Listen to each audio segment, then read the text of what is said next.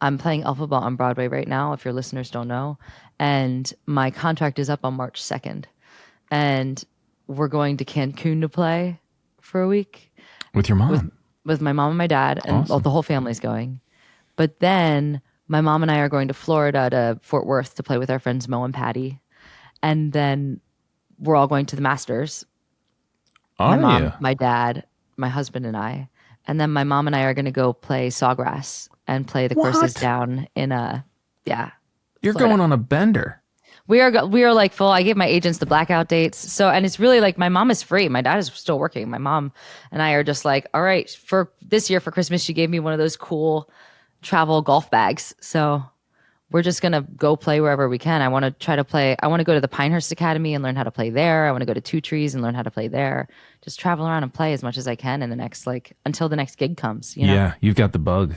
Oh, you got it. You got it, MK. I know. I can't get rid of it either.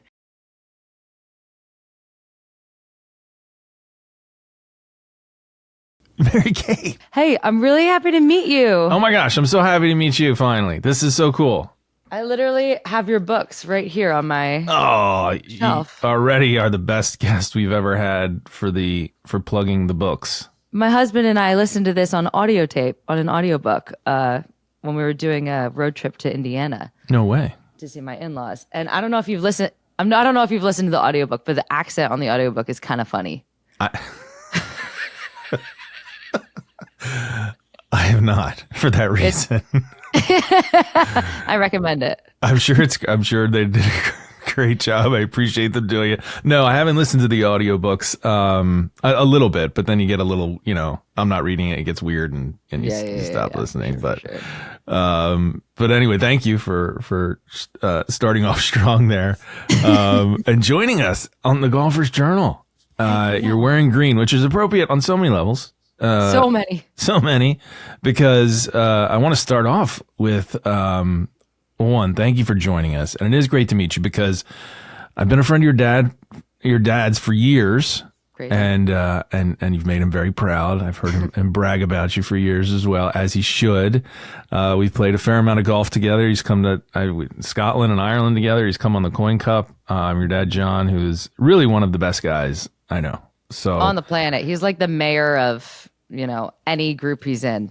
He's just the best, just one of the good guys, and we actually got connected through one of the most notorious guys to ever come out of Delaware County, Patty the Caddy, Pat Spellman. So the legend himself. So it's awesome to be talking to someone from my hometown and who's done such amazing things. And top of the list for me, MK, singing that national anthem. I was going to say, it's got to be the national anthem of the Birds game, right? Can you believe it? How about that? Before the NFC Championship game where the Birds romped over the Commanders. How fun was that? It was unbelievable. And it actually came through a really random roundabout golf connection. Really? Yeah, it wasn't even really wicked, which is so funny. My dad hosts this classic, the Holy Redeemer Classic, and it benefits the Food Pantry of New Jersey every year. It's this big golf tournament. And this year I played with my mom and my sister and our ringer, Martha, who is now my golf friend, Martha. She'll get you. She'll get you. And we won. We won for the ladies. Nice. Which was kind of amazing. But Martha came to see Wicked with her niece, Cody. And Cody works in social and is friends with one of the Eagles broadcaster guys.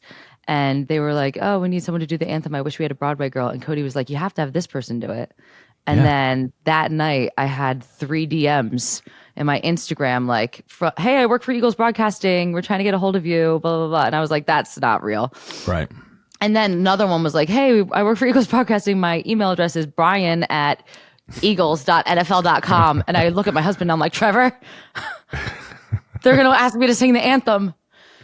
And so, that night we're like, yes. And my PSM, my production stage manager at Wicked, is a big Birds fan. And she's like, you're going. We'll make it work. We'll figure it out. Yeah. Take the shows, go. Oh, and good. God, it was so fun. And being on the phone with Denise, who's kind of like the production stage manager at the Eagles, I was like, okay, so I have my one guest. I have my sister, Tara, because my parents already had tickets. They were already going. And she was like, yeah, you're one guest. And I was like, well, it it would hurt if I didn't just ask if I could also bring my brother Sean. And she was like, yeah. And I was like, that was easy. Yeah, keep going. So I was like, okay, well, I have another brother, William, and my husband wants to come too. So we got 5 tickets and a trip there and a trip back. And it was like unreal. So great. Yeah, I saw your dad was there. I mean, you've certainly made him proud in many ways, but singing the national anthem at a Birds game, at the championship game, I mean, that had to be pretty special for him. That was a cool hug picture I saw. Yeah, it was special for everybody. And you know what? They hadn't been airing the national anthem in a couple games. Yeah. And I guess they were getting some flack for it for not airing it. And probably from last year, from the kneeling and it being divisive and all those things. And I think that the Birds did such a good job of like putting together an anthem that was really unifying with the eagle, of course, Lincoln, and the military flyover and the deployment of those troops. Like, I just feel like it was non-divisive, unifying, sort of like neutral patriotism. Yeah. No, it was which is great. It was a great way to start. And I have to say, the only thing about it that wasn't perfect, Lincoln got a lot more screen time. I'm not going to lie to you. I know. Right? I was like, what? I literally was in the shower that morning, like scrubbing the green off of me. Like, I'm going to be on national television. I have to get all this green off. And for what? Well, we heard you the whole time. Yeah. But that Lincoln, he's something. He was swooping over the flag. I guess you met him in the green room, I guess. Lincoln and I shared the green room. Lincoln and my posse and Lincoln's posse. Oh, yeah. All of us in this little tiny room together. And they had to keep bringing Lincoln out to like fix his bindings and like make sure the battery was right or whatever it was.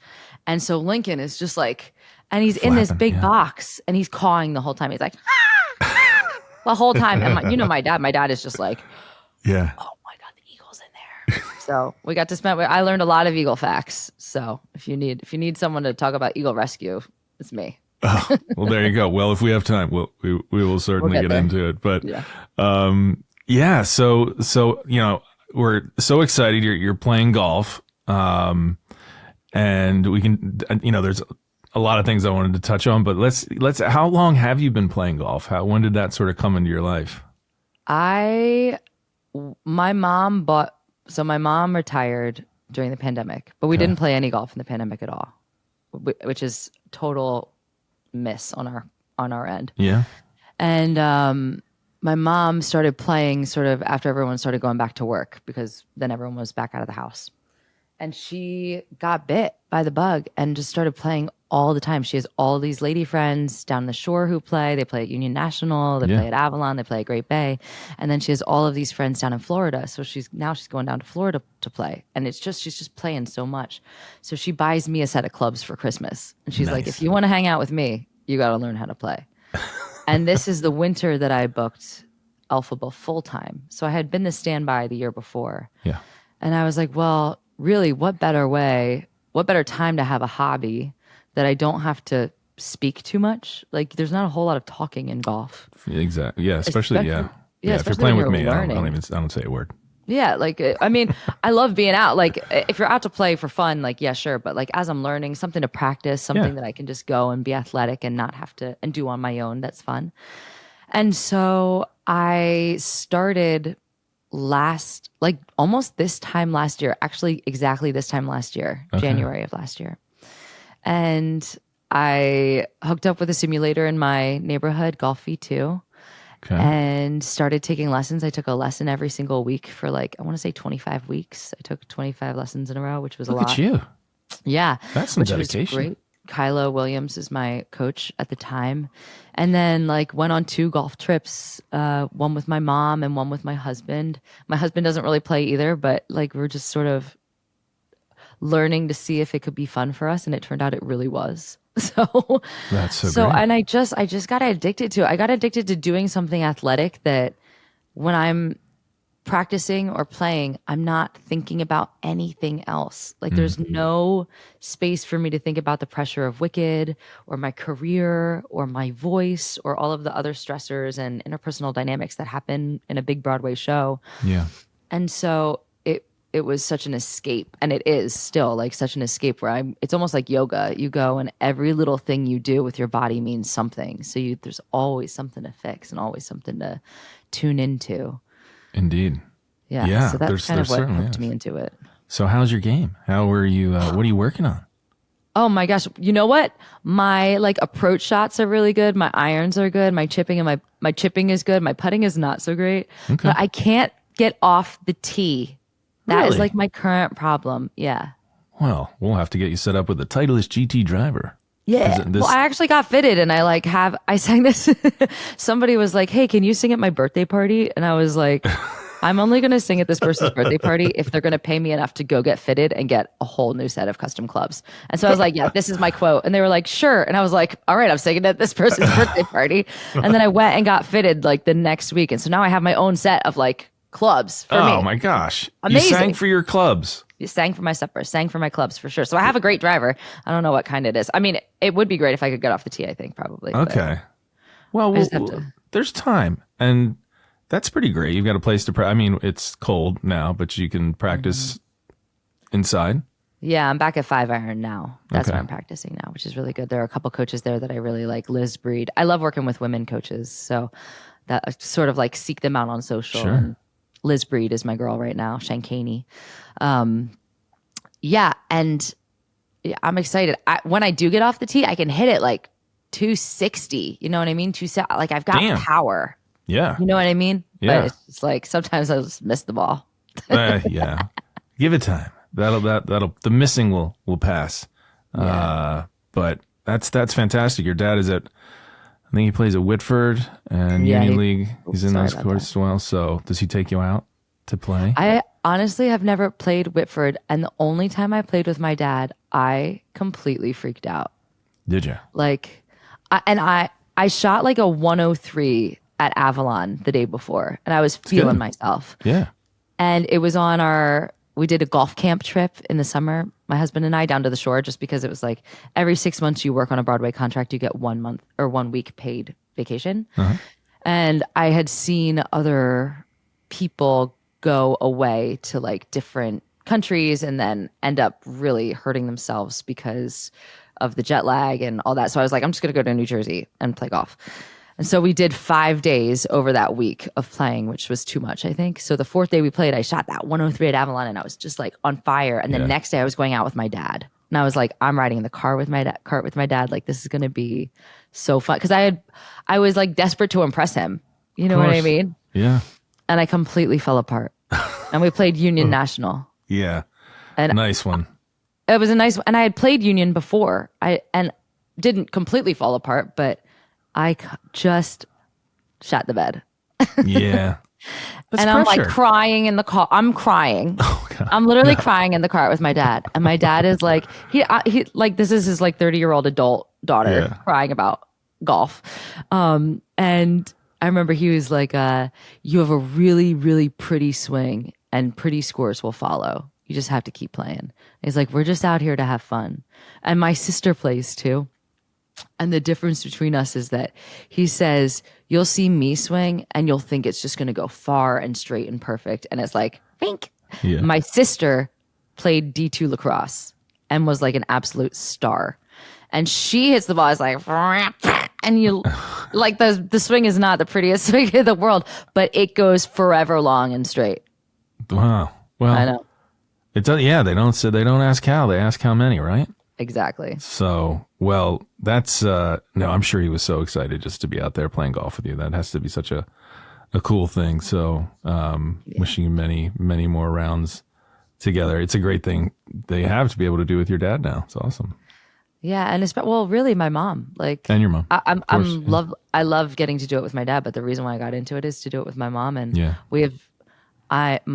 I'm playing Elphaba on Broadway right now, if your listeners don't know. And my contract is up on March 2nd. And we're going to Cancun to play for a week. With your mom? With my mom and my dad. And awesome. The whole family's going. But then my mom and I are going to Florida to Fort Worth to play with our friends Mo and Patty. And then we're all going to the Masters. My mom, my dad, my husband, and I. And then my mom and I are going to go play Sawgrass and play the courses down in Yeah. You're Florida. going on a bender. We are like full. I gave my agents the blackout dates. So, and it's really like my mom is free. My dad is still working. My mom and I are just like, all right, for this year for Christmas, she gave me one of those cool travel golf bags. So we're just going to go play wherever we can. I want to try to play. I want to go to the Pinehurst Academy and learn how to play there. I want to go to Two Trees and learn how to play there. Just travel around and play as much as I can in the next, like, until the next gig comes, you know? Yeah. You've got the bug. Oh, you got it. You got it, MK. I know. I can't get rid of it either. And it's great that it's you and your mom. I was thinking father and daughter because my mom doesn't play. So it's always sort of the father-son, father-daughter story. And it's awesome. A mother-daughter, enjoying the game and getting to hang out together, because of it. It's so awesome. Cool. So Elphaba, let's talk about herself. So do you have a show today? Sure do. You do? Yeah. So, all right. And you would mention like protecting your voice. So we won't make you talk for too long because it's a very, I have this mic. So I'm like, hello. So I watched one thing golfers love to do is like, if you've got a golf trip or around a golf, I mean, the preparation that you do to sort of, whether it's cleaning your clubs or make sure everything in your bag is right, that's all part of the kind of ritual and fun of the anticipation of golf. And I watched a video of you getting ready to sing. Like what's tell people people would be surprised to know, the work that goes into maintaining your voice and your preparation for, going into a day where you have to sing. I think it's different for every role too. Like, I think that what I'm doing on Broadway right now is one of the most intense and demanding. Yeah. And because I have the show on my back, and it's not only that, it's like the vocals, our stage is raked. So it's a 1% incline from back to front. And that's like an old school type of stage to present a large house, a large theater with a better viewing experience, but they're illegal now. And because our show is so old, it's 21 years old, our stage was grandfathered in, but it's illegal because it's so hard on the body of the performer. Wow. So there's that as well. So the vocal and the physical demands of it are just outrageous. And so therefore my life has to be incredibly disciplined, down to not even like no social life, no hanging out with friends. Like I like to think of my voice as currency, and you wake up and you see how much currency you have that day, and then you have to figure out how you're going to spend it. And when you're out, you're out.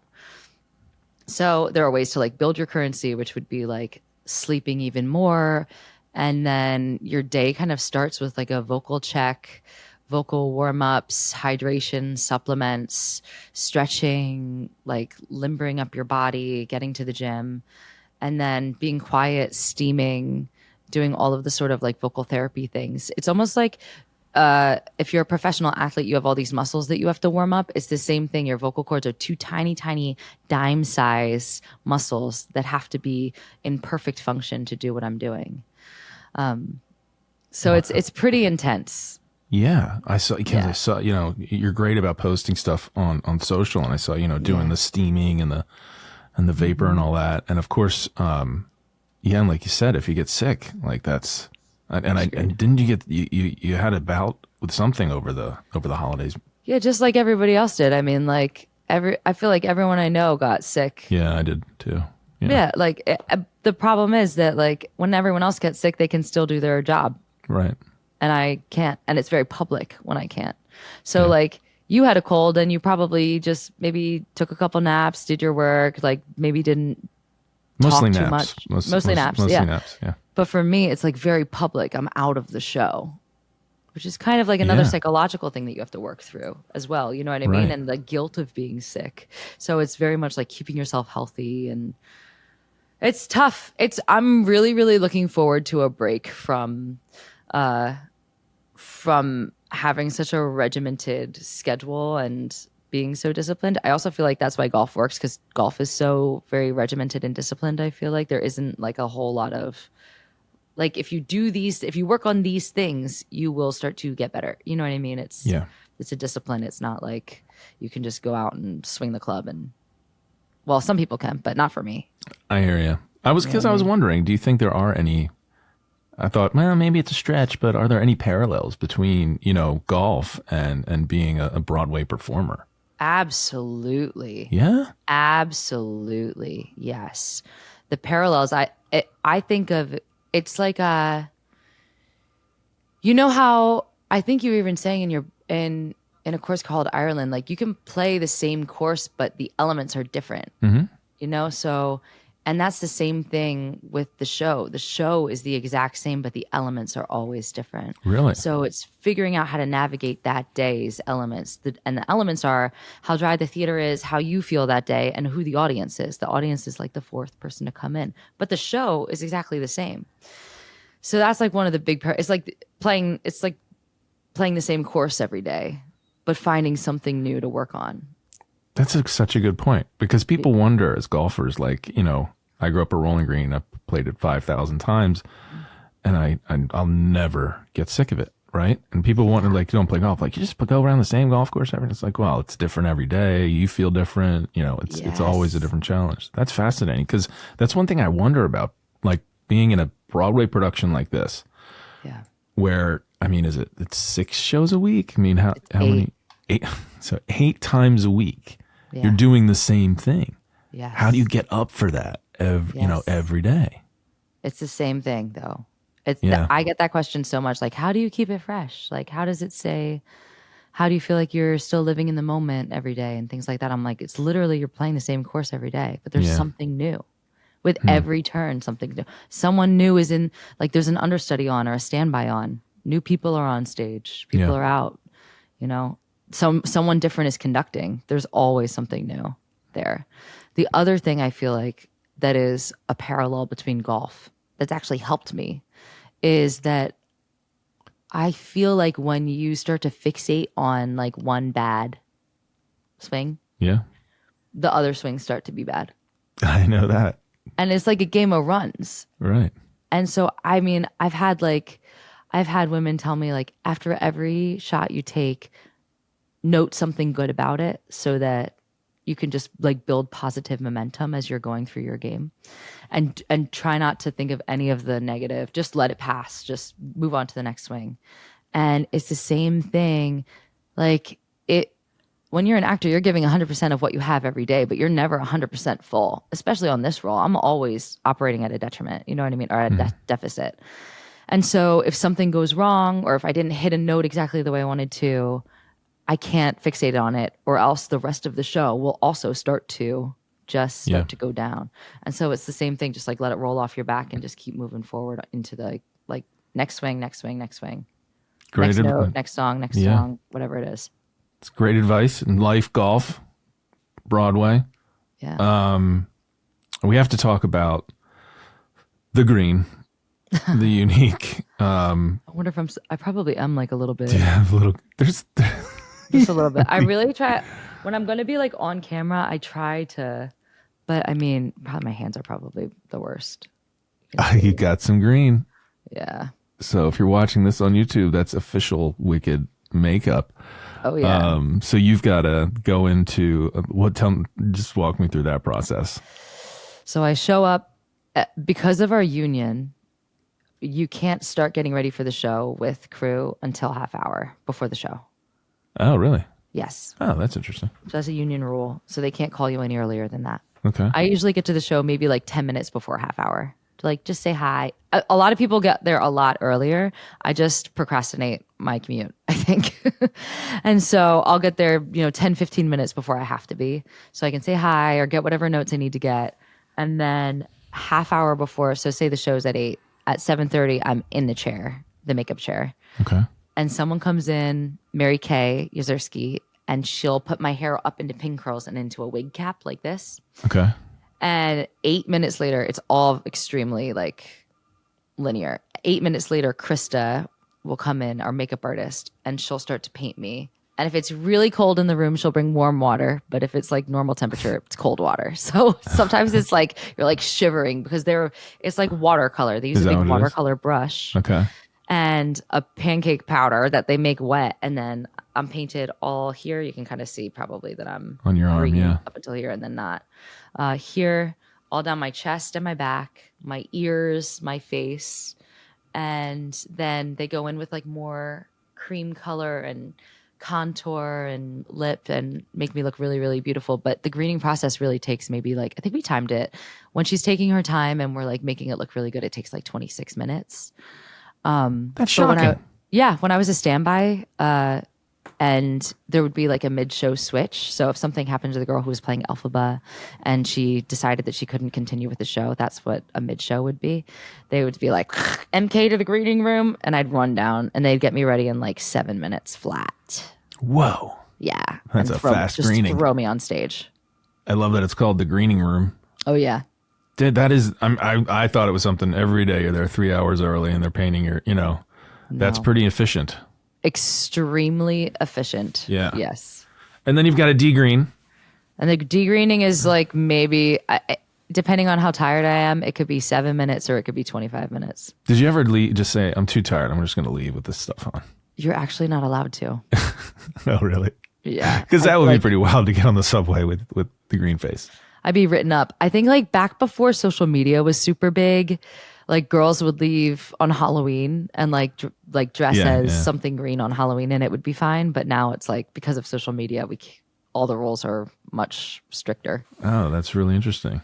I know. So when you do leave, I was wondering, like, so the show it's such a success. You're so great in it, and you finish the show, big ovations, and then, I mean, I guess you live in Brooklyn. I do. So you go from the show and you get back, you get on the subway, the green's off, and you're back to being, I would assume pretty quickly, like you're back to being MK. Yeah. Is that, what does that feel like to go, is it hard to settle down or to go from that excitement of like you are literally in the spotlight and then you're a woman on the subway? I love that question because I feel like some people feel that because the applause is like a wall of sound that could like bowl you over. Like it's like the best bow on Broadway. Yeah. Everyone else has bowed. The entire audience is on their feet. The doors open. Alexandra, my Glinda, and I run center stage front and to like an eruption. Yeah. And take our bow, hug, bow together and leave. So you would think that it would. And some nights it does. Some nights I feel like I do like really feel it. But most of the time, like I consider the bow to not be for me, but for the audience, like as like a thank you. Like now we can see you participating with us. Thank you for coming to the show. Thank you for like cheering and laughing and following our story. And then I'm done work for the night. Kind of, I've been doing it for such a long time too that I think my first couple times was extremely exciting, and now I'm like, okay, now I'm done. Yeah. So it doesn't take long for me to go back to me, And I love to. So sometimes when I'm really hype, I like to I have a little thing on my phone, like an Octobuddy, like this. Oh, cool. Have you seen these? No, and you can like stick them up. So I stick it up onto the mirror and I'll just like stream of consciousness. Like, this is what happened today. This is what's going on, blah, blah, blah, blah. Yeah. And then I'll spend the whole train ride home editing it and then putting it on TikTok. And that's like something fun I've like sort of discovered that's really fun for me to do, to sort of share the experience of playing Elphaba, but give my brain something else to do to like check out by editing. Yeah.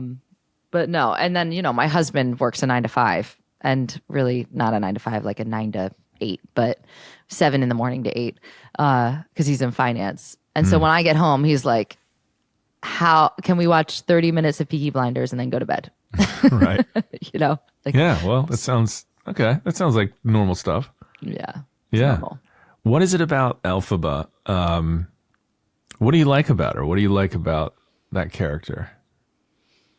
There's so much. I think that people and myself love Elphaba because everybody has a little bit of the green girl inside of them. Everyone has felt at some point in their life like they were the odd man out or othered or can relate to that kind of experience.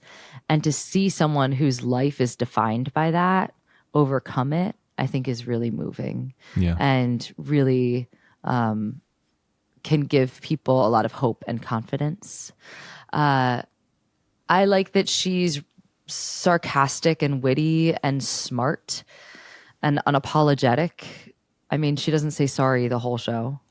Yeah. Well, until the very, very end, she asks for forgiveness, which I also like. I also like that she like learns by the end to ask for forgiveness. I love that it's like a story of redemption and friendship. And yeah, I think that I had growing up, I was like very misfitted. I was the theater kid. I had really, really bad skin. I was a really ugly duck and really felt that way. And so when I saw Wicked for the first time, I was like, that's me. Really? And I was just obsessed, like completely obsessed with Wicked. And I went to a Catholic school and would wear my on our dress down day, I would wear my Wicked t-shirt. You know what I mean? Yeah. It's so silly. And was, yeah, just attached to her, really, really like attached to the story of it, as so many people are. And the other cool thing is like, I don't feel like anybody has the monopoly on othership. Like everyone really has at some point felt that way. Sure. And that's what's so special about Wicked is that it's the same thing. They literally put something otherworldly on stage for us to connect to. And they certainly do. It's such a great show. Gosh, if you had that connection with this character, did you just freak when you got this part? What was that like? Oh my God. I mean, this was 10 years ago, right? Yeah. I mean, how did this come about? I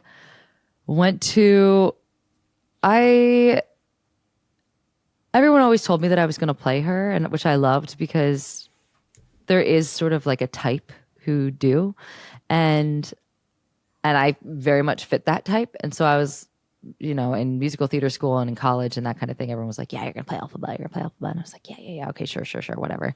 But never really, just like Elphaba, this underdog mentality, never really believed that I would or could or would ever be good enough, strong enough, vocally exciting enough to do any of that.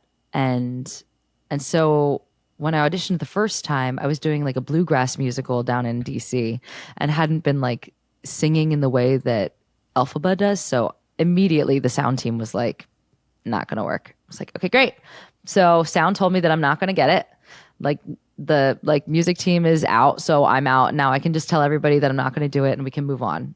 We'll go find other things to do and it'll be great. I'll still have a brilliant theater career. I was convinced. And then my agents were like, okay, we really want you to go back in. But they knocked me back a couple steps in the process because they just didn't, they were like, they must have seen me as like a favor to somebody casting.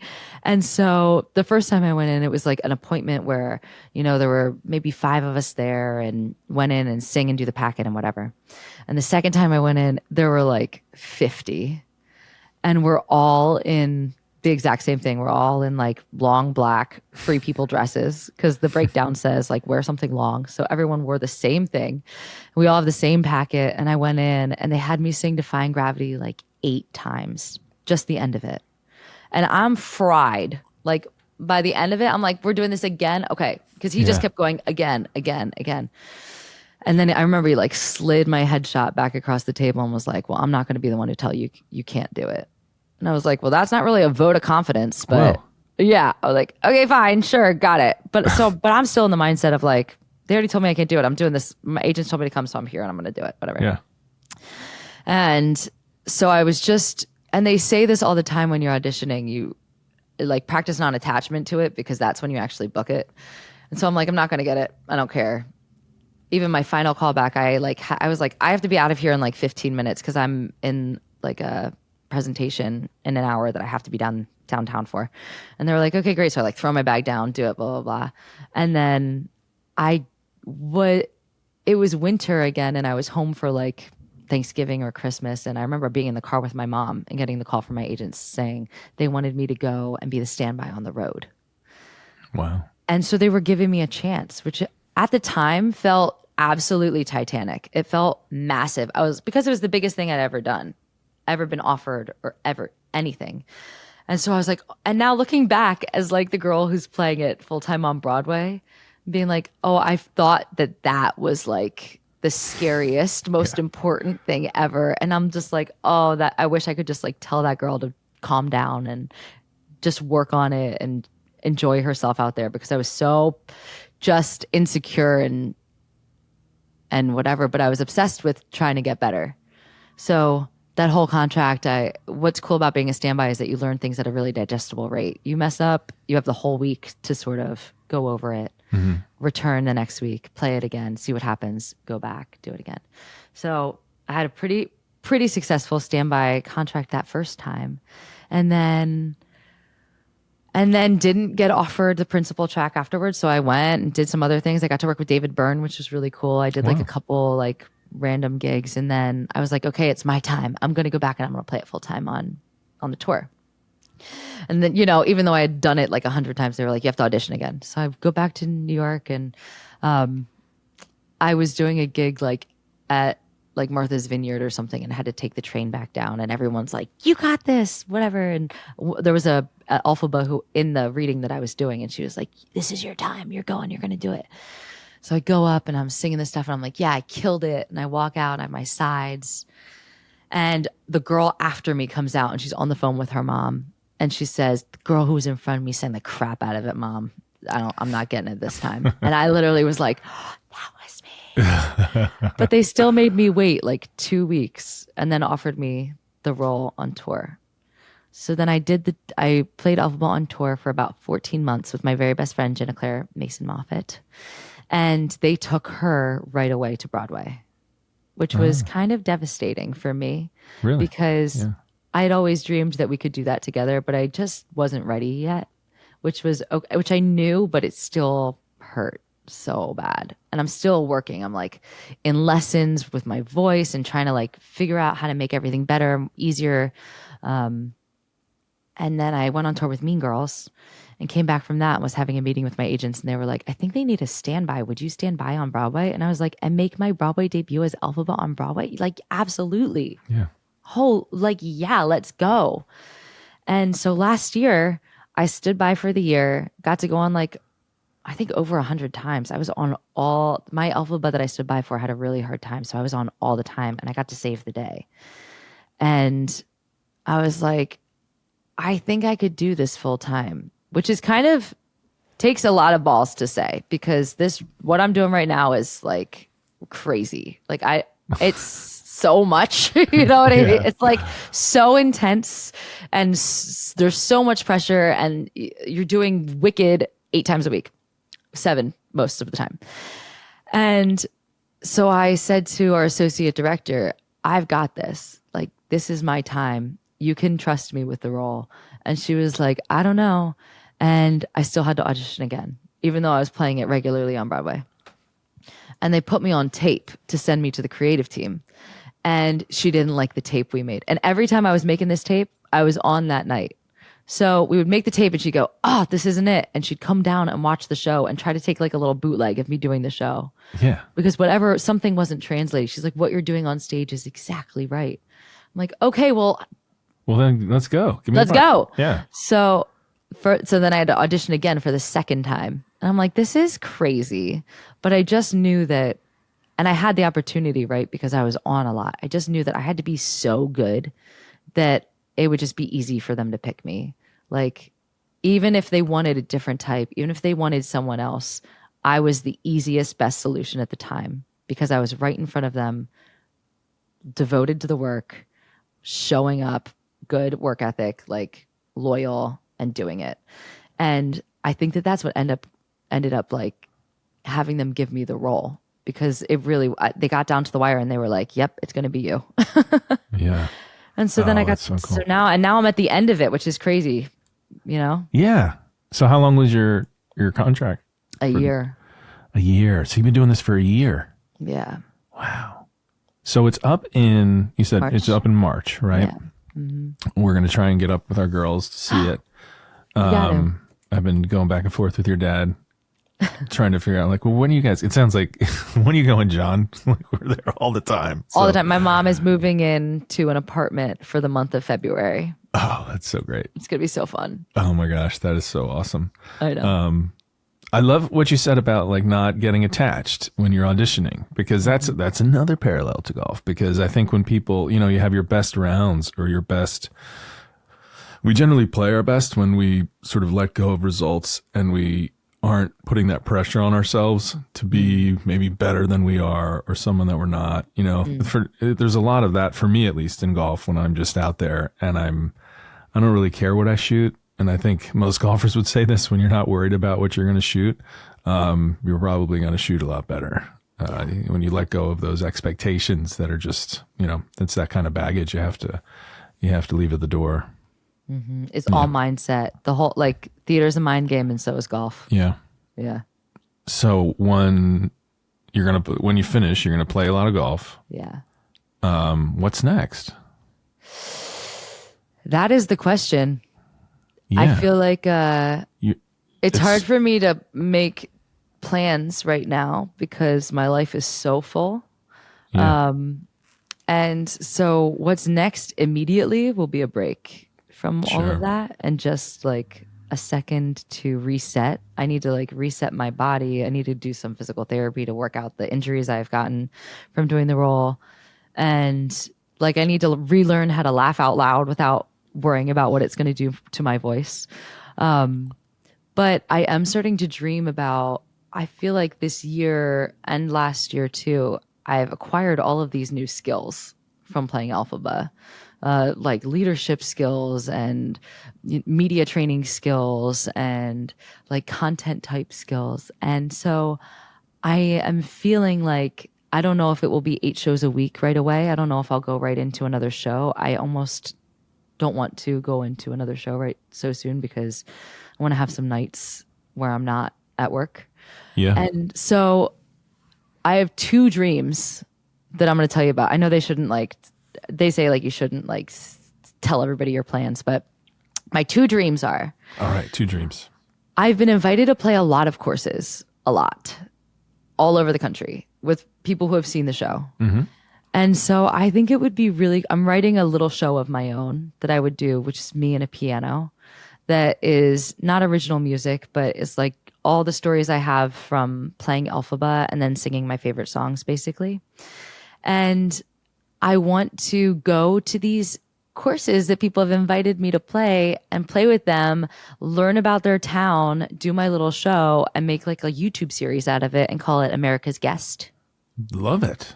Yeah, I think that would be so cool and so fun. So that's I love that. That's right up my alley, MK. I love that. Well, if I need help, I'm gonna, as soon as I have like space for it, I'm gonna reach out to you then. Of course. Some people call me America's Guest for my freeloading capabilities. Oh, really? On the golf course. So I know all about that. So I could learn from the best. I'll tag along and we'll do book signings as well. Perfect. Exactly. Make it like a do your own tour type, you know? Exactly. Yep, for sure. So that's my one dream. And then my other dream is that my best friend and I had a school in the pandemic called Double Name Witches, because we both have 2 first names and we were both the witches on the Wicked tour. And we're going to write a symphony tour that we tour to the major cities in the US and do symphony gigs. And over that weekend, also have master classes with people in the area and then have them perform with us as well at the show and the symphony. And then the sort of like last arm of that dream would be like another YouTube series where maybe they have a parent who has like lost their sparkle, and GC and I go and use the power of musical theater, which can be truly like transformative for someone's confidence, and sort of make them over using what we know about Broadway. That is so cool. What a great idea, and a helpful idea as well. Yeah, definitely like fun hope core type things. I love it. Yeah. How have you gotten injured? Are you okay? What's going on? Yeah, I mean, the rake is one thing. I have a foot injury from running that was exacerbated by the rake. Okay. So I was like, for my first couple months on Broadway, I was playing Elphaba with a limp. Wow. It was awful. And so that is an injury that I would like to completely rectify and start to run again. There you go. And then a lot of Elphabas, we all get this injury underneath our rib. We get like a bad back spasm that can turn into a sort of sometimes cartilage can grow or things like that because of we carry everything on one side and we're always weighted on one side. And so that sort of like repetitive motion with the suitcase, with our grimoire, with the book, with this big spell, with the broom, I was all going of to that. say, I'm trying to think, what are you carrying? Yeah, the suitcase for sure. Yeah. And the broom. And the broom and the grimoire, the big book weighs like 5 pounds. And that's so imagine putting that just like, and so you're always, so my spine is cocked, you know? Okay. So that's the other injury that I have. Well, so we got to get that two straightened out for your golf for sure, MK. That's not going to help Oh, your golf game. Yeah. You know it's what I'm saying? Yes. I need to work on my mobility. Yeah. Mobility, flexibility, all those things that obviously I'm working on constantly. I bet. No, I'm not doing any of that. I guess there was a time. We'd love to have you. And a third dream, well, a dream for us at the Golfers Journal. We have 40 events a year around the country at some of the best places one can play golf. So whenever we're in your neck of the woods, we'd love to have you out to a Golfers Journal event. It would be really, really fun. Get your dad and your mom and have a Morrissey foursome and get after it. Oh my gosh, that'd be so fun. It would be really, really fun. This was incredibly fun, and I don't want to keep you any longer because you're performing tonight, and yes. I'm very conscious of. Don't want you to wear out your voice. My currency. Yeah, so a packed house tonight, I imagine. I mean, but with the movie, it's just got to be sold out every around night. The clock, right? Yeah, every night we're sold out. Yeah, it's so cool. I mean, it probably was that way anyway, but I can imagine the movie's added a little fire. What's fun about the movie is that because it's just the first act, we're getting a lot of first-time viewers at Wicked, and people don't know what happens in the second act. That's so we're receiving the gasps of surprise, which has been so fun. That is because usually it's just repeat viewers. People have seen Wicked, everyone's seen Wicked, and now it's like people who haven't seen Wicked are coming, and they're like, "Oh, so fun." So awesome. And just the last question, since you were kind enough, so I have a 14-year-old who's theater crazy and goes to Stage Door Manor in the summer and is really, really, really into it. So I have to ask you any advice for young would-be Broadway performers. Oh yeah, I think that something that gets overlooked because young Broadway performers are so obsessed with Broadway is the building out of the rest of their personality and point of view of the world. And what ends up the most successful actors, especially in theater, I feel, are the people who know themselves so completely and have extremely specific points of view on just about everything. That helps them pick the roles that they want to do and the kind of stories that they want to tell. And so instead of casting this broad net of, I just want to be in the play, I want to tell stories about redemption. I want to tell stories about forgiveness. I want to tell stories about misfits and outcasts because of the way that I felt when I was growing up. I want to tell stories that encourage the underdog. Or alternatively, I want to tell stories about sports. I want to tell stories about people recovering from injuries or whatever it is. Yeah. And so if she can travel, see the world, meet people who are not like her, and expand her personality and expand the way she sees things, that will end up making her acting and her theater career so much better and so much more fulfilling. And also, it will help her to not only see her identity in that, so that when she is faced with rejection, which she will be, it doesn't overcome her because it's not all who she is. It's not the only thing about her that's special. That is absolutely beautiful. Yeah. I work with a lot of girls your daughter's age. Yeah. Yeah. I love that age because it's like they're so malleable. Yeah. And that's almost like tough love for them to hear. It's like, I know you love this thing, but what else? What else? Yep. You know? Yep. Awesome. Yeah. I can't thank you enough, Mary Kate. You are awesome. Everyone, go see Wicked on Broadway now because after March, MK's off playing golf. And then I'm off playing golf for forever. It's the year of 2025 is golf year. 2025 is golf year. Yeah. Awesome. So we'll catch you at a Golfers Journal event. Heck yeah. Thanks for listening, everyone. And if you enjoyed this episode, we strongly encourage you to become a member of the Golfer's Journal, or if you already are, to share it with your friends. As a reader-supported publication, we couldn't do it without you.